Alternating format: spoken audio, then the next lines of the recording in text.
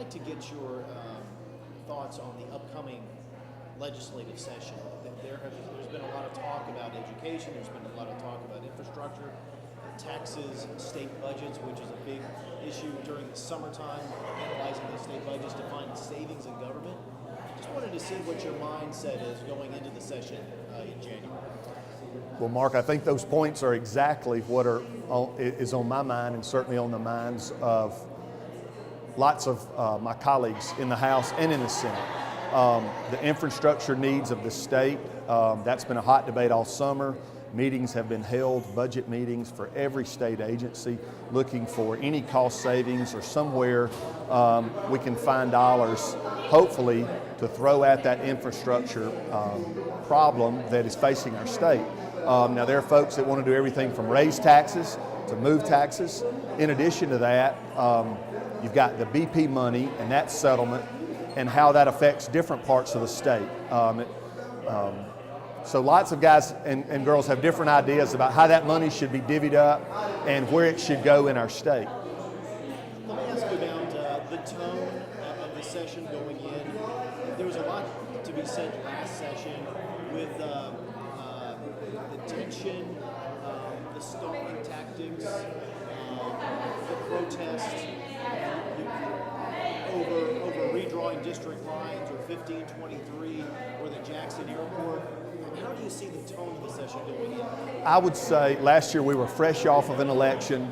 We were somewhat of a new body. The Republicans, of which I'm one, we enjoyed a supermajority in the House for the first time. And so there were growing pains for everybody.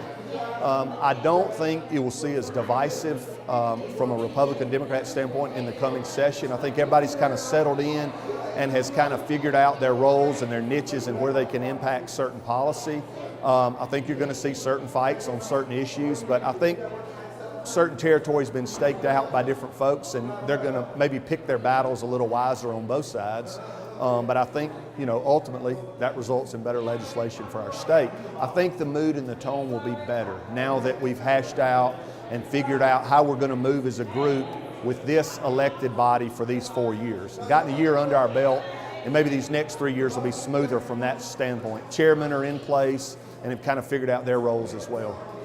Then what do you think the unifying issue will be?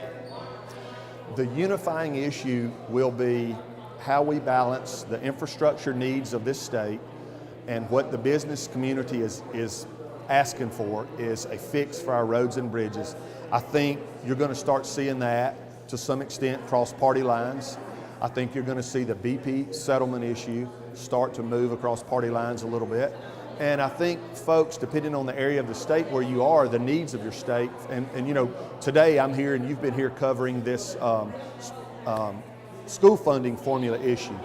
That is sitting right there on top of these others, and that's something that affects every area of the state, every school district from north to south, east to west. And so I think those things start bringing people together as they see common interest, and frankly, we've got to figure it out, and we've got a limited time to do that. I'm not going to ask you specifically about the public hearing, but I wanted to get your impression of Edbuild. My impression of Edbuild. Edbuild? What's your overall impression? My overall impression of it, I'm impressed. I mean, they know what they're talking about. If you heard the folks who went to the podium today to give their comments or suggestions, nobody had a bad thing to say about Edbuild. And as a matter of fact, they liked what they've heard from them so far. Now, some of them were skeptical that maybe they think certain legislative leaders are going to point them in a certain direction and that's the way they have to go. But really, they've been hired to come up with suggestions. They're not going to make a policy. They're going to come back with suggestions to the education committees in the House and Senate and say, here's what we think you should do, here's why we think you should do it, here's why we think this will work for your state. Do you think that some of the criticism that has been thrown out there in terms of reworking the MAEP funding formula and Edbuild coming in, who would be seen as like an out-of-state company, do you think that we should kind of take a step back and just wait and see what happens, or do you think that people are maybe in a way scared to change? I think I think that's natural for all of us, is change is scary. But here's what we can't deny. We've had that formula for 20 years. It's been funded twice. We've got tons of money that goes to public education that falls outside of the formula. We've got to get back and figure out exactly every dollar that's going to public ed, get a formula that works, and you heard recurring theme today, equity funding for all school districts. That's got to be a component. I think that's what they're there for, is to ensure that, and I think they will come back with some good, positive direction for us to take. Let's get back to the beginning of the session. What's your gut feeling going in? What are you hopeful for? Are you excited for anything coming up? I'm excited for tackling this infrastructure issue for our state.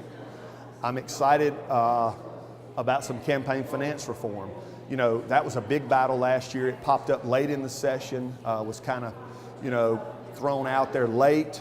I think having a year to vet it, kind of get everybody's input, I think you're going to see something materialize with campaign finance reform that everybody will like and be proud of. It won't be a perfect piece of legislation. There's always folks that are wanting more and more, but I think it's something that I kind of look forward to myself. Whatever Edbuild comes up with, and if the legislature approves a new formula, do you think there's momentum on both sides, Democrat and Republican, to fully fund whatever that formula might be? I think there is great momentum for that. I think we all agree, whatever formula we come up with, that's the reason it's there, is to give us a mark, and I think there will be great push to fully fund whatever formula does come, yes. I'm glad you brought up the campaign finance reform issue, because there was so much pushback for that last session. I actually sat there in the gallery and I listened to a lot of those arguments, a lot of which didn't make sense, or some people weren't necessarily fully aware or informed of what the bill was going to be. How do you stand on the campaign finance reform? I think we need it. I think there's some basic things that everybody can agree on. I mean, you can get off into the weeds of specific little minute details, but everybody agrees they want to know where politicians are receiving their funding in terms of fundraising. They want to know where those contributions are coming from. We want to eliminate the credit card loophole of somebody just saying, I have an expense with my Amex card and here's that figure. They want a detailed breakdown of where those funds go. I think we can fix that. We can fix it fairly quick and easy. Full transparency and a sort of downloadable database where people can go online. You could type my name in and it would immediately pop up in a digital format. You could see who has donated to Jason White's campaign this year, last year, or in 2011, the first year I ran for office. You should be able to punch those numbers in and it pop up, and not be scrolling through documents, looking through my terrible handwriting to figure that out. I think we can fix that in the 21st century. Thank you for being with us tonight. We do appreciate it. You're welcome. Thank you for the opportunity.